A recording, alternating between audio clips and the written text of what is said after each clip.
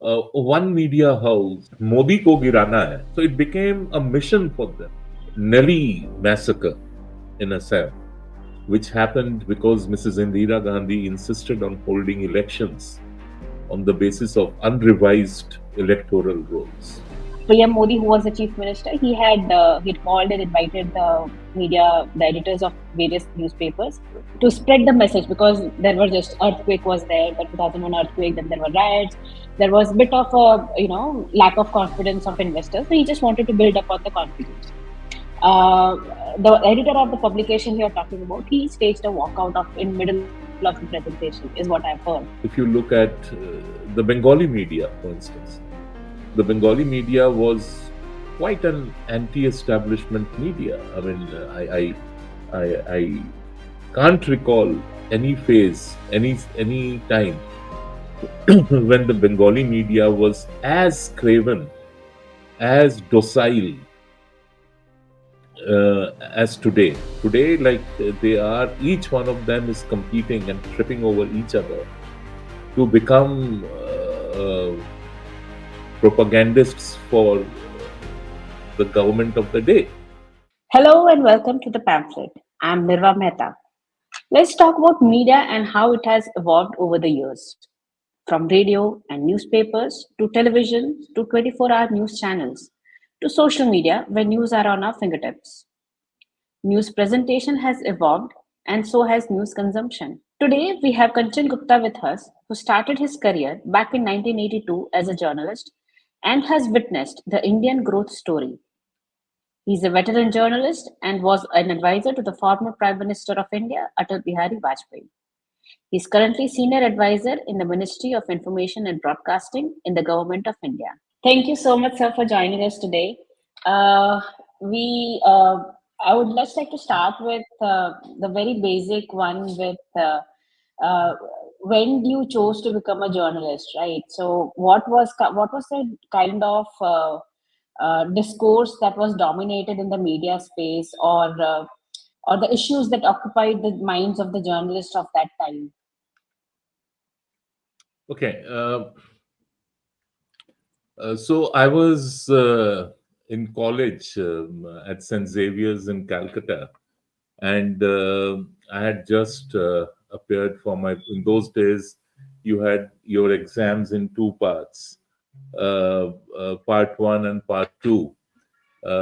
So part one was after 2 years, and part two was after the third year. And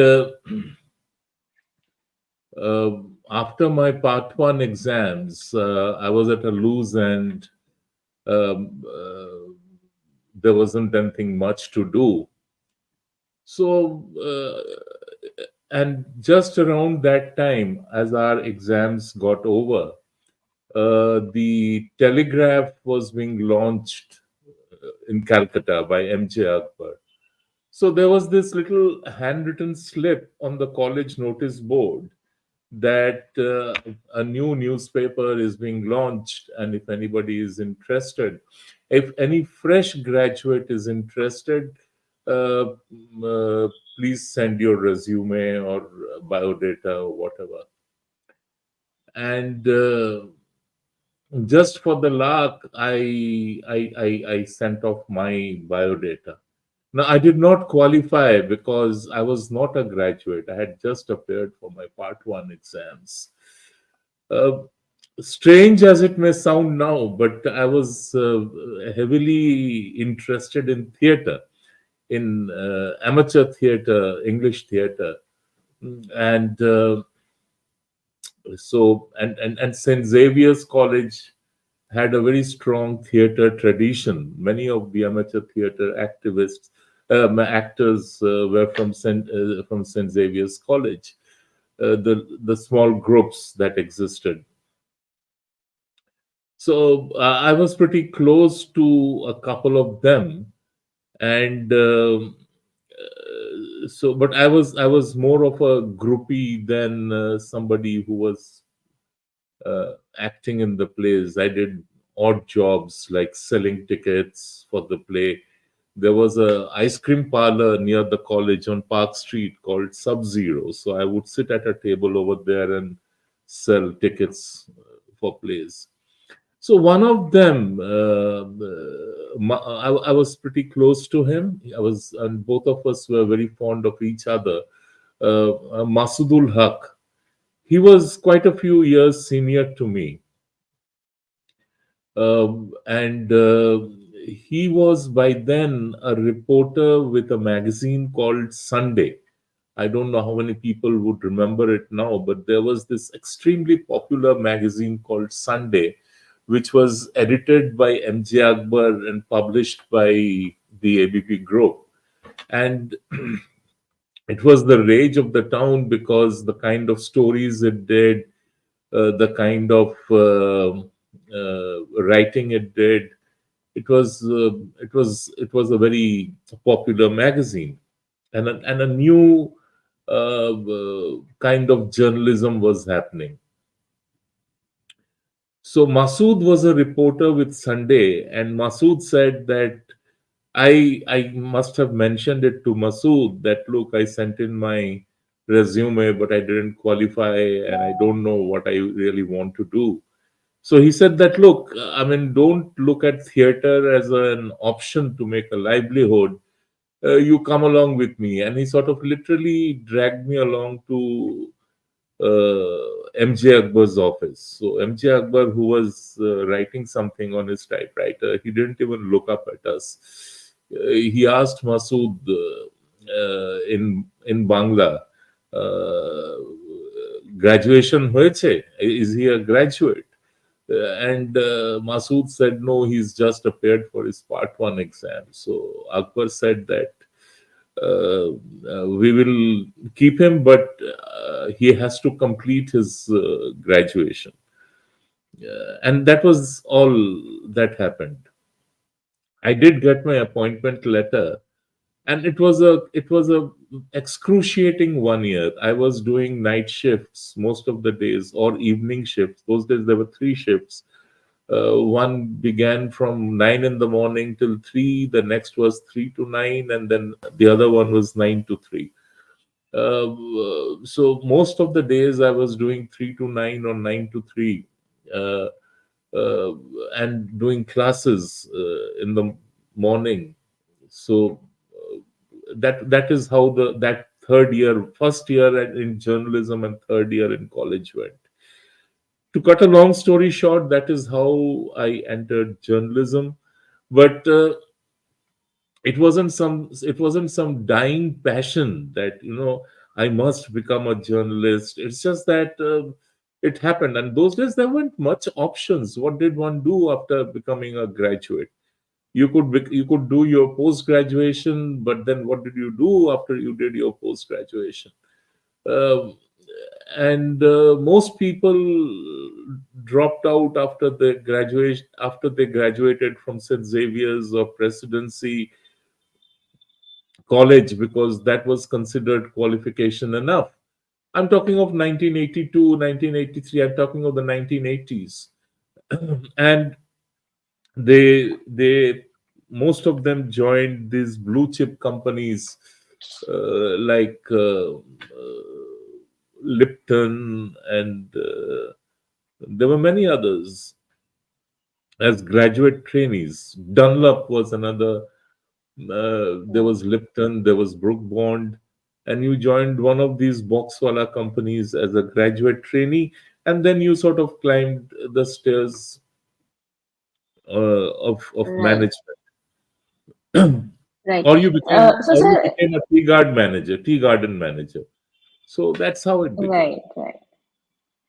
So, in your initial days of journalism career, I think one of the major events was the assassination of Indira Gandhi.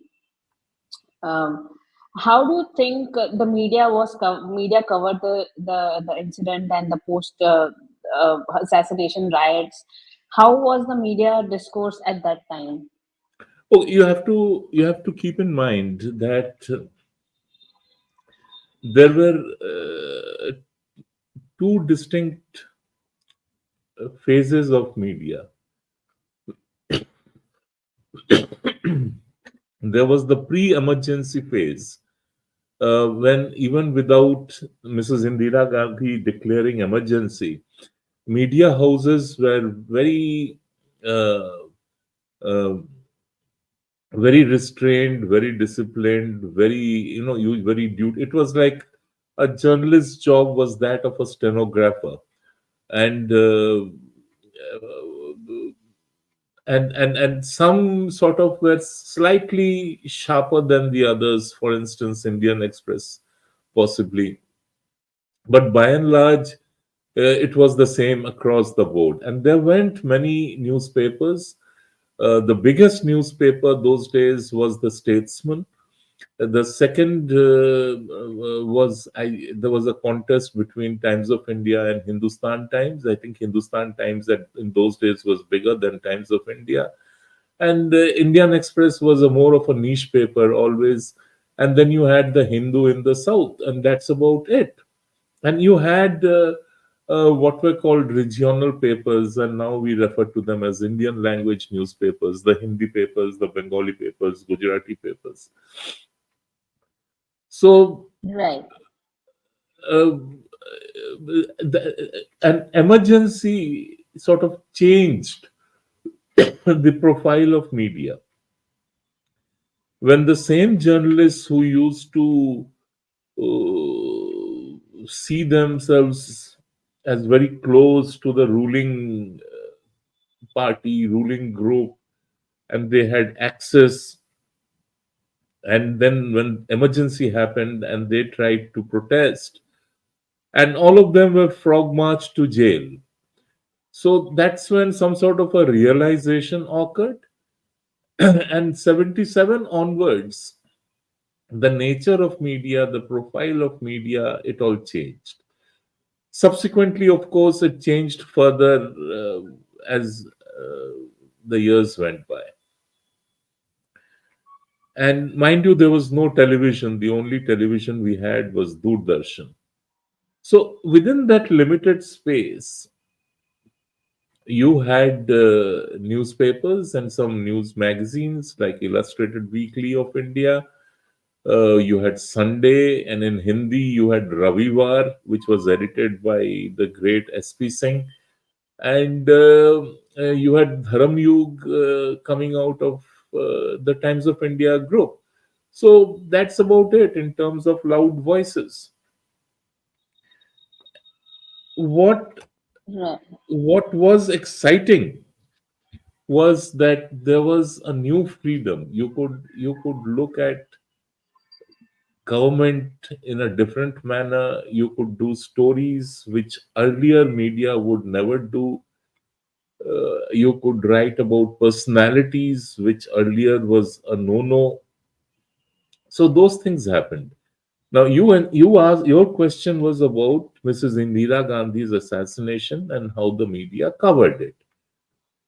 Well, I was fortunate enough that in my early years there were three major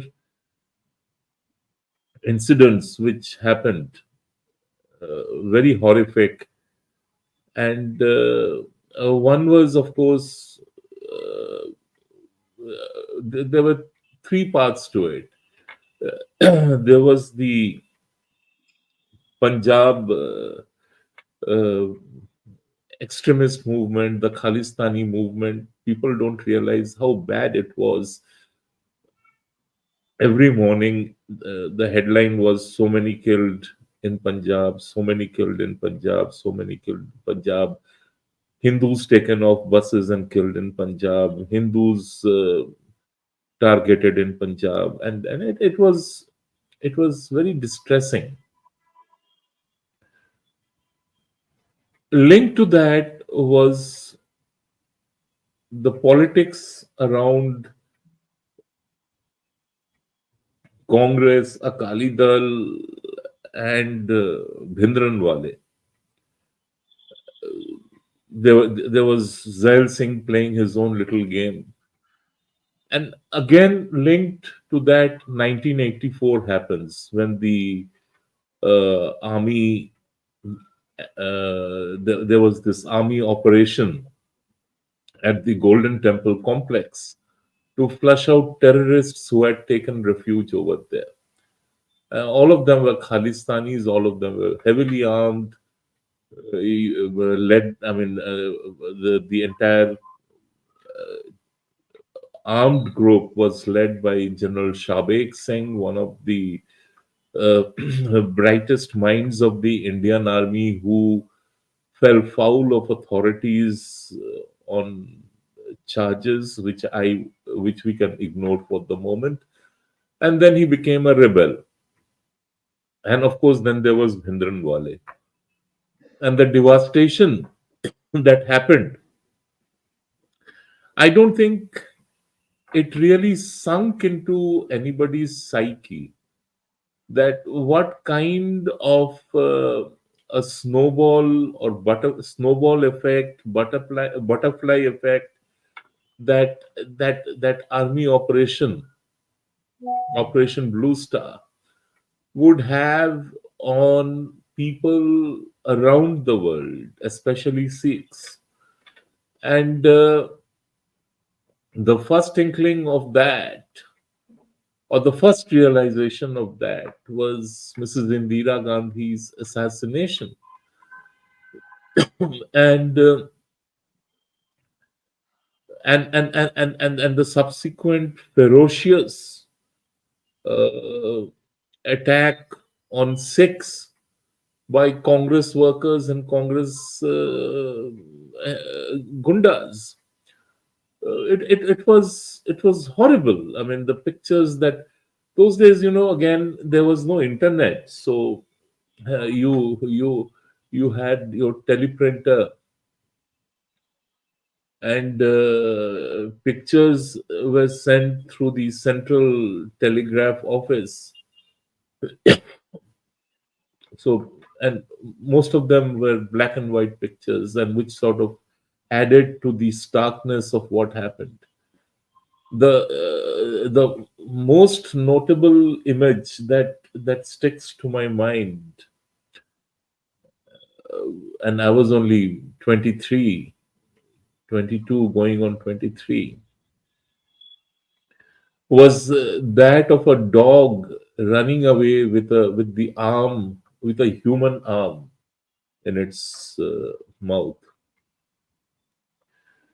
So,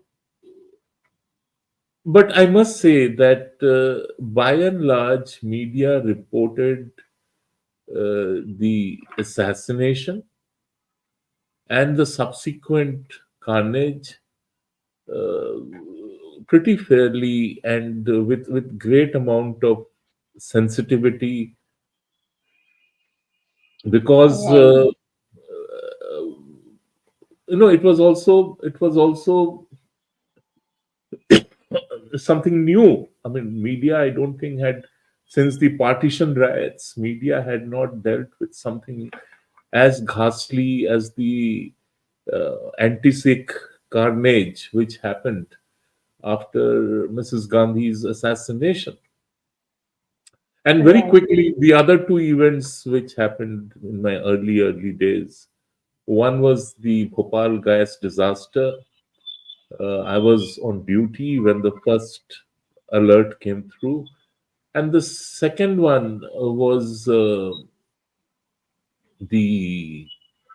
Nelly massacre in Assam, which happened because Mrs. Indira Gandhi insisted on holding elections on the basis of unrevised electoral rolls.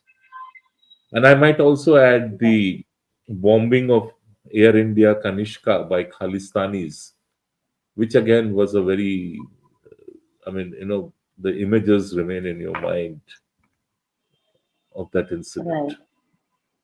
Right. Over the years, those sensitivity and sensitivity of the media has kind of come down when it comes to reporting sensitive topics.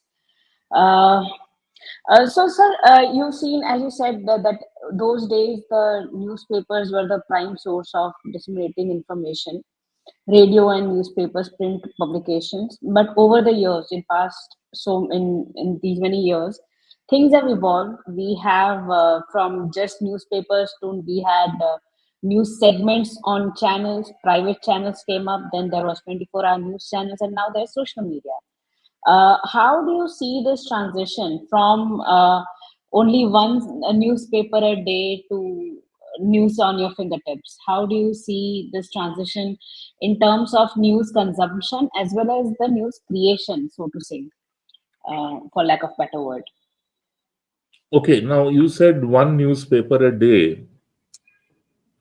People, readers were very crafty. So what they did was, I guess, the neighborhood, the nature of the neighborhood has changed, and the breakup of joint families, uh, people shifting into high-rise apartments. Earlier there were mohallas. Now people live in high-rise apartments. So all that has changed your lifestyle too. Earlier, I remember neighbors would decide among themselves. So one person would subscribe to the Statesman, the next person would subscribe to the Hindustan Times, the third person would subscribe to the Times of India, or whatever, and they would swap the papers. So the point which I'm trying to make is that people always sought multiple sources of news. That demand was always there. So sometimes it was restricted, but mostly people found ways to get about it. Radio was a big thing. Right, Again, you right. have to But keep it. how do you see the transition? No, transition happened very suddenly. It happened when, during the Gulf War, permission was given to satellite channels to beam into India. CNN began. It began with the CNN beaming into your house, and then the many channels that we see today started coming up. So that transition was slow. I mean, people didn't abandon newspapers to immediately switch over to channels. But over the years, the nature of the life we lead, that changed. People had lesser time to read papers. The leisurely way of life was no longer there. So the best way to catch up with events and incidents was television, and also the entertainment part of it. So it was seen, there was news, there was entertainment, there was sports. It was sort of a single source thing. But when social media started happening, even before that, or what we refer to as people live kind of coverage, where channels trip over each other to dramatize news, to sort of indulge in disinformation, even fake news, the kind of images they show, the kind of revelations they do. Like, earlier individuals would not be named till there was a proper evidence. But now you can go and slam anybody and everybody, hurl any kind of accusation. So there was a gradual erosion कि अरे ये तो हम entertainment के लिए देखते हैं. Now I won't tell you which channel, but there was a qualitative analysis, qualitative polling done for leading news channels about a particular channel. People's the detail which emerged was that men watched that channel the most, and men who had very bad bosses at work, who would scream and shout at them, who would abuse them, those kind of men, and who found very little sympathy and support at home, those kind of men, and men who sort of perceived their wives as hostile individuals. So, that kind of profiling emerged. So we and sort of watching this channel gave them that sense of macho ness which they missed in their real lives. So television as a media changed the both the content of news and consumption of news. What kind of content was being put out and what kind of consumption, who was consuming that news. But I must also point out that there was democratization happening, that a large number, much larger, bigger number of people now had access to information. The quality of information was another matter.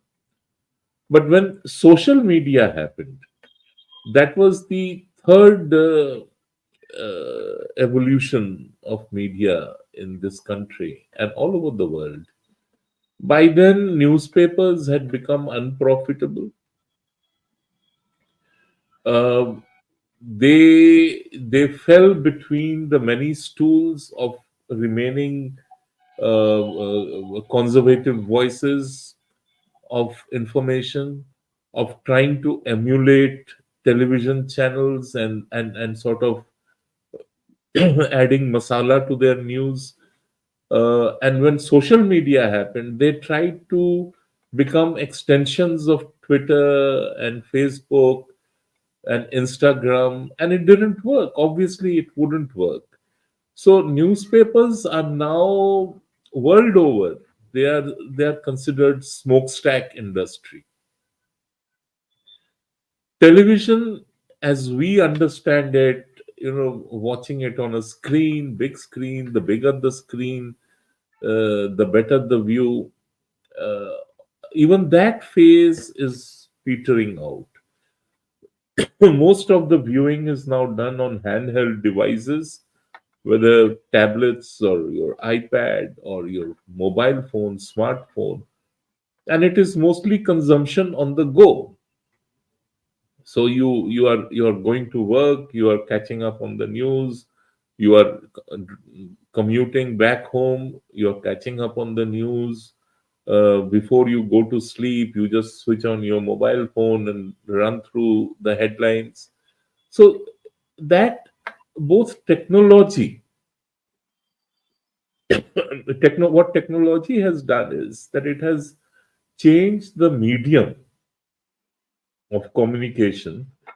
It has also changed the nature of communication, and it's now all algo driven, which is not necessarily good, because it is the machine which is deciding what you should watch and what you should listen to and what you should see. And there is no filtration happening. The filtration which is happening is of an undesirable kind. So platforms know that if they push this, they will get this much more revenue. While that was always the case, but it was not to the exclusion of other stories, other news. So the front page was always about what would be most read, but somewhere on page 4, page 5, page 6, page 7, there would be news which didn't have any monetary value or monetization value, but it was nonetheless there. That has now sort of disappeared.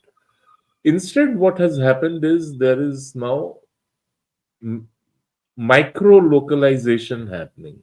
All these various YouTube channels that you see. So there are channels which are which which are state, which cover just the state, which cover just the district, which just cover the electorate, the collectorate, which just cover the high court, which just cover the CGM's court, which will just cover locality, a mohalla. I mean, that is the kind of localization which is happening. Now, that would suggest that, unlike in the past, when somebody in Deoria would be also interested in knowing what was happening in Dublin, uh, is increasingly dissociating from the larger world and focusing more on what's happening in Deoria, the nearabouts of Deoria, and maybe to an extent Delhi, because that's to do with the central government. But other than that, there is a marked diminishing of the level of interaction with the world at large, which I think is not for the good. Right, right. So we spoke about the transition and the kind of content that has been created, the news rather. How do you see the transition in coverage of, say, politics and economy by newspapers and publications? Uh, you cannot completely divorce economy and politics, and as well, in global age, India cannot be in a silo, right? So, how do you see the transition in coverage of these topics over the past few years? Unfortunately, what has happened is uh, most media houses have branched off into businesses that have nothing to do with media. So it could be real estate, it could be sugar factories, it could be anything,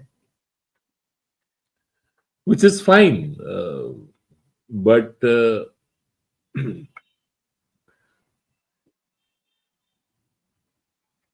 their own interests, business interests, then that starts setting the editorial or news agenda of the newspapers, news channels, digital media. And it is very obvious. So, the kind of political coverage that happens, if they want to suck up to the government, it will be outrageously uh, pro government, and mostly at the state level. Uh, if you look at the Bengali media, for instance, the Bengali media was quite an anti-establishment media. I mean, I can't recall any phase, any time when the Bengali media was as craven, as docile as today. Today, like they are, each one of them is competing and tripping over each other to become propagandists for the government of the day. Now, whether they do it out of fear, because it is a government that believes in retribution. We know how journalists are arrested in Bengal, thrown into jail, uh, and even their own publications don't carry the story. And we also know that the TMC, by definition, is a very vengeful organization. We know the kind of violence that was unleashed on those who did not vote TMC in the last assembly election, and generally anybody who sort of decides to protest against the TMC. So the this three Dalit or four Dalit women who were tribal women or Dalit women who were made to crawl all the way to the local TMC office, to hold their ears and then rub their nose on the ground and go crawling to the local TMC office because they had said something, or maybe they had voted, said so. I can't remember the exact details. And when those visuals and that story became went viral, those women were told that you will issue statements saying that you did it voluntarily, that it was nothing to do with us, that you were genuinely sorry, and that you have become members of the Trinamool Congress. And they did so because nobody wants to endanger their own family or their loved ones.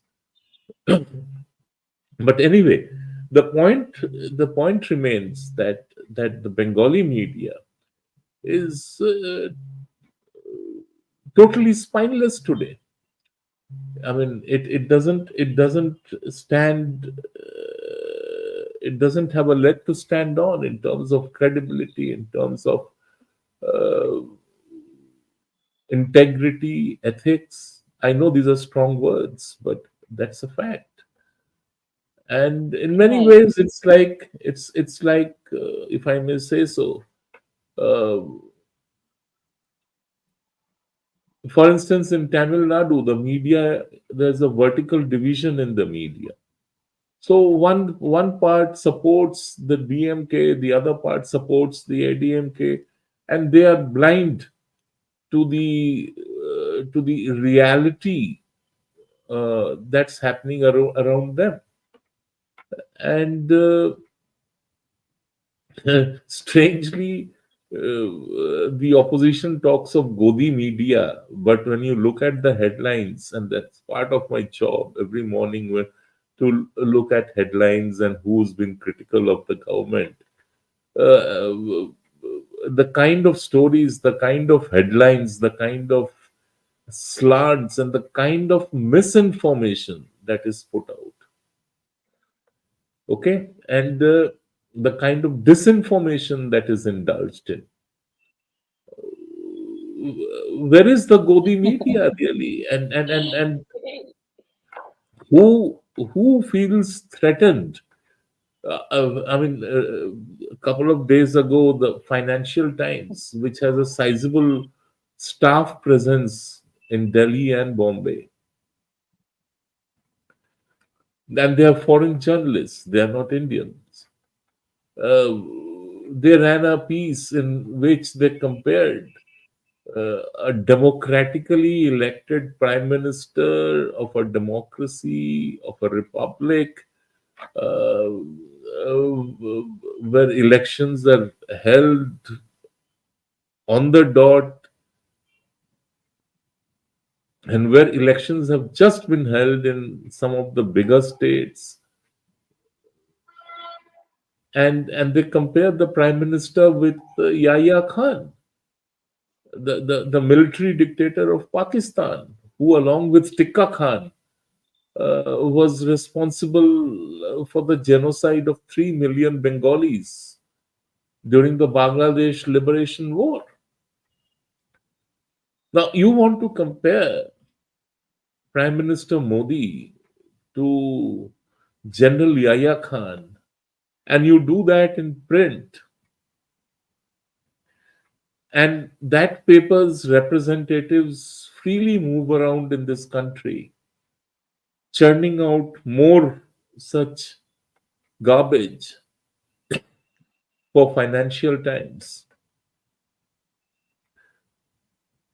Yeah. And then And then, Financial Times has the gall to run stories.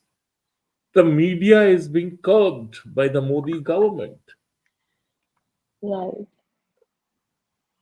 I dare the Financial Times to run a story comparing the American president, or the Canadian prime minister, or the British prime minister, or since I think there is some Japanese holding in the paper now, the prime minister of Japan, with Yahya Khan and Tikka Khan,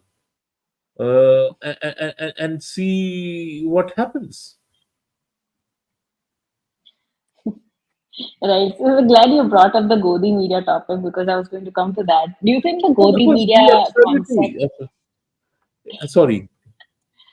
No, no, I understand. But do you think this the whole concept of so-called Godi media is new, or has it been over the years also? I'm pretty sure you would have seen whenever I'm pretty sure it's not a new concept, and there were papers where when they were asked to when they crawled. So, what do you think? Is it a completely new concept, or things like these existed, or things like this exist now, and only one section is called Godi media, while there are actually uh, publications which cow down to the other political parties? Well, there was a time when editors of newspapers, the editor of Times of India, would go around saying that he is the second most important person in the country after the prime minister. Not because his paper could bring down the prime minister, but because he had lunch with the prime minister. So there was always this thing of proximity to power, of getting yourself photographed with prime ministers, presidents, ministers, of of attending of parties which where ministers would come, or organizing parties where ministers come, and everything was a show of power. Uh, if your son or your daughter was getting married, and if you could not even get a minister of state to attend the wedding, the then your life was not worth living. So that was the scene in the national media. It hasn't changed much since then. Now what has changed is that for the last 9 years, and that's a very radical shift, access journalism has come to an end. So you don't have a situation where one minister would be leaking stuff against another minister, where one bureaucrat would be planting stories because he did not get a post that he wanted or she wanted, or where the government or the official machinery would use media to sort of propagate its stuff in lieu of favors.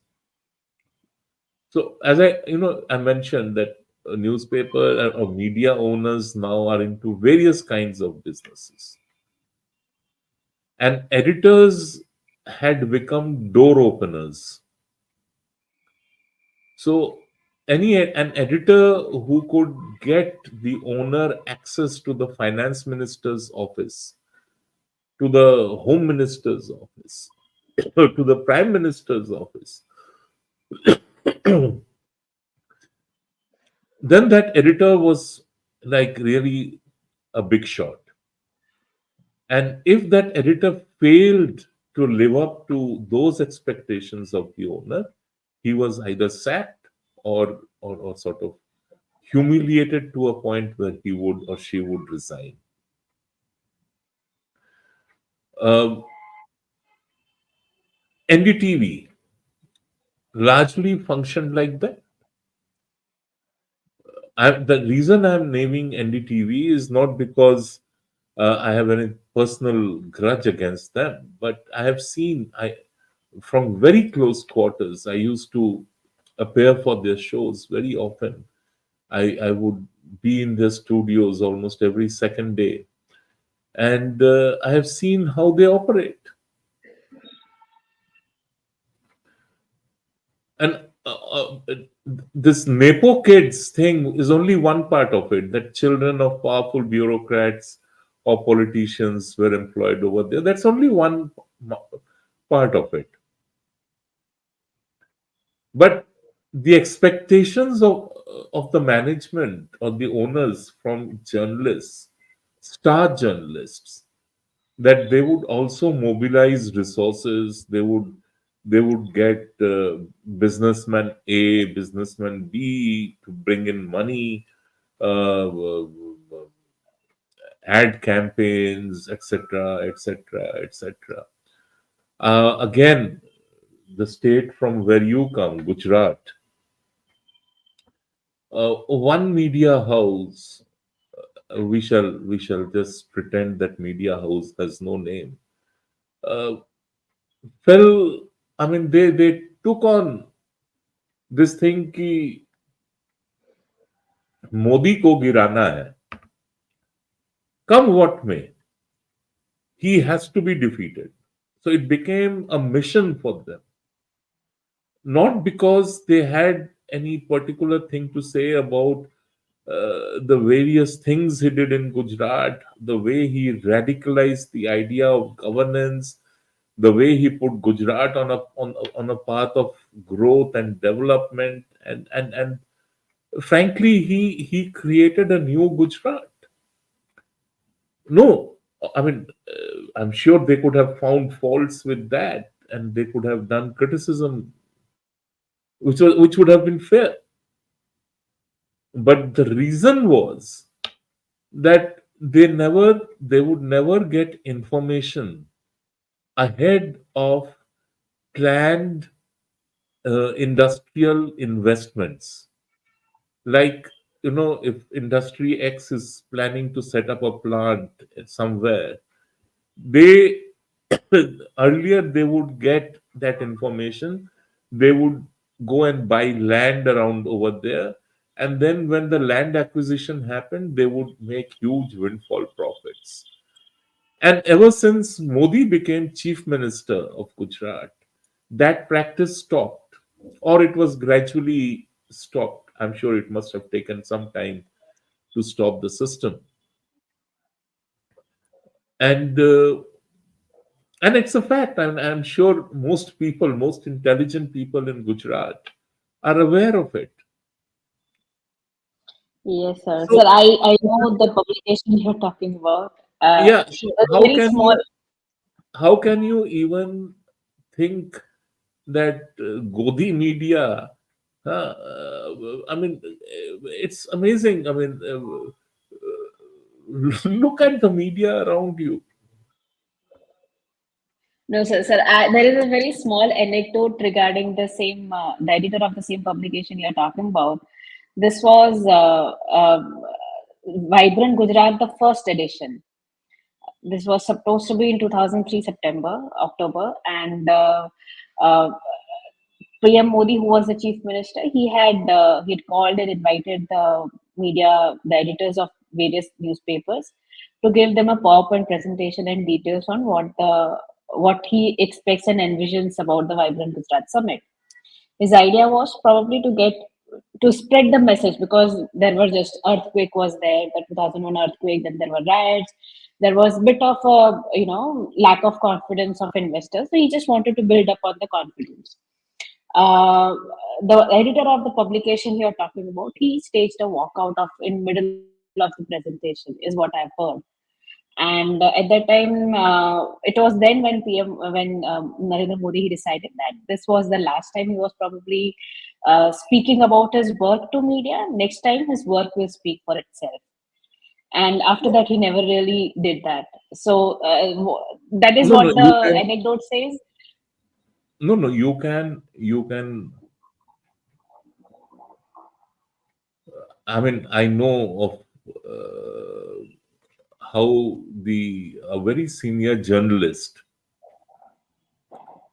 was thrown out from Mrs. Indira Gandhi's press conference after the AICC session in Calcutta. This was in 83 or 84. And all because he asked. the simple question whether Rajiv was being groomed as a successor. So there have been instances of journalists being thrown out. There have been instances of journalists walking out in protest. Uh, and there have also been instances of journalists being exposed by politicians. There was a chief minister of Madhya Pradesh, Arjun Singh, and there was this huge scandal called the Churhat lottery scam, a lottery which was run by his family, and it was quite a big scandal those days. And Arjun Singh was under political pressure to resign, and so he came to Delhi and held a press conference to give his version of the story. And a very senior journalist, very senior and very, I mean, his name was like known around the country, stood up. Actually, he wasn't supposed to be there also because it was a press conference and the beat reporter should have been there. But he said कि मैं जाऊंगा, मैं उसकी band बजा दूंगा. He went there and then he started asking all kinds of questions. लेकिन आप ये बताइए, ये ऐसा हुआ, वो ऐसा हुआ, आपका आपका क्या कहना है, आप कैसे कह सकते हैं कि आपको नहीं पता था. So Arjun Singh looked at him, and Arjun Singh could do this very well. He just looked at him, stared at him for a while, and then said,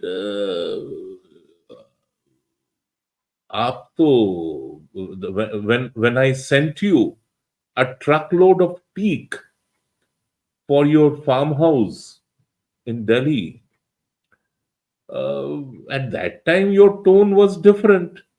Now suddenly आप क्या हो गया है? What happened to you?"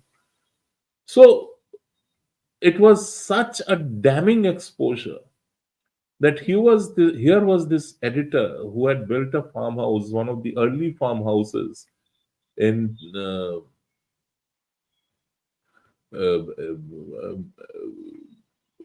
Chhatarpur, Right. and the teak wood which was used for making that farmhouse came from Madhya Pradesh, and the chief minister of the state sent the teak as a gift. When Mayawati came to power, she released, which was unethical because it is never done.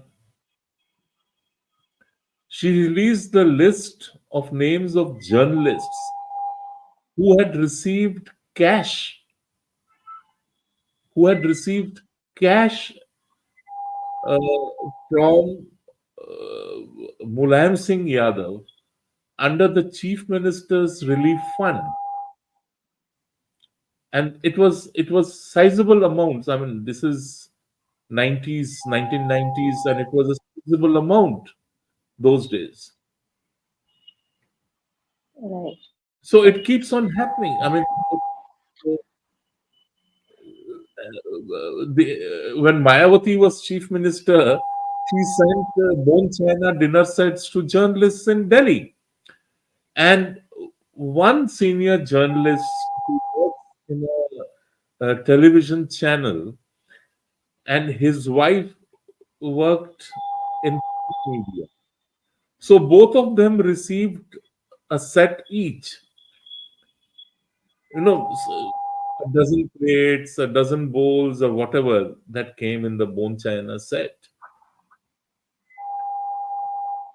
And it was very Right. casually this guy mentions on Twitter, now that we have two sets, we don't need. So this is how it is normalized. This is how it is done, and Right. it's Right. Right. All right, just one last question before we conclude the session.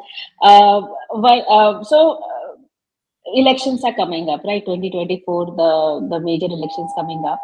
Um, just a winding up in 2004, when the 2004 elections were being held, there was a very strong pro BJP, pro NDA wave. The reason being because when the election results were out, that day, the following Monday, the stock market crashed because they did not expect the NDA to lose, speaks a lot about how they perceived UPA as the government, that political stability, rather.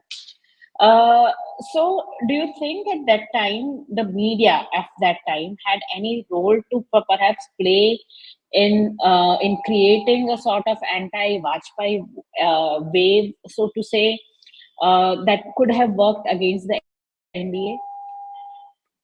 I don't think so. It was widely expected that the NDA would win the election, win it comfortably, and remain in government. The opinion polls were uniformly indicative of the Vajpayee government retaining power.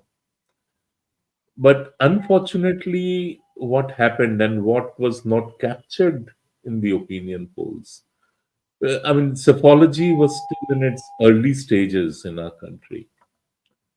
And they captured the Vajpayee's popularity, which was enormous. And they sort of foresaw an NDA victory because of his own popularity.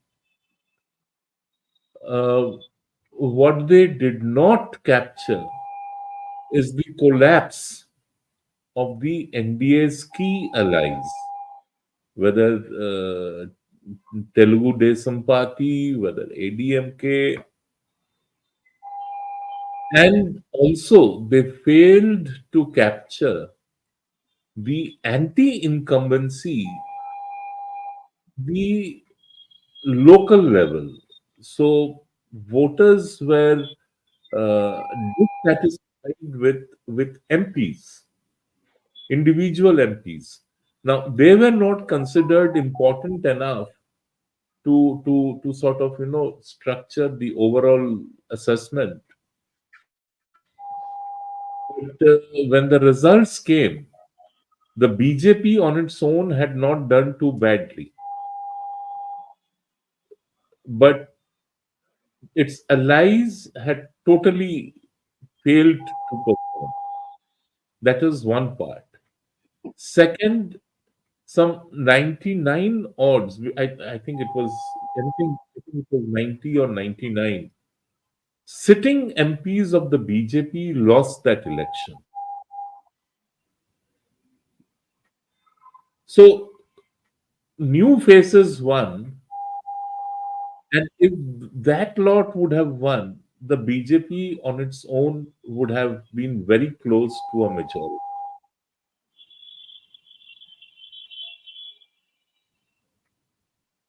2004 was one of those elections which nobody could foresee. Nobody could tell it would end up so horribly. Right, Uh, right, and I mean, there have been since then many kinds of explanations. India Shining campaign, which went wrong, this, that, and the other. But that's very flip. But the fact remains that a huge number of sitting MPs lost, which shows uh, anti-incumbency against individual MPs. And the allies collapsed because the NDA then was structured in a manner that the BJP was the largest component, but not the dominating component, not the domineering component. That has changed now. right, right, right. Right. Okay, then. I think this has been a really, really great conversation. Thank you so much, sir, for joining us. Pleasure. And hopefully, I'll see you soon. Thank you Sure. so much, sir. Thank you. Bye bye. Bye bye, sir. All right. Thank you so much for joining us today. That was Kanchan Gupta with his brilliant insights and how the Indian media has evolved and changed over the years. And thank you so much for joining us today. I'll see you soon.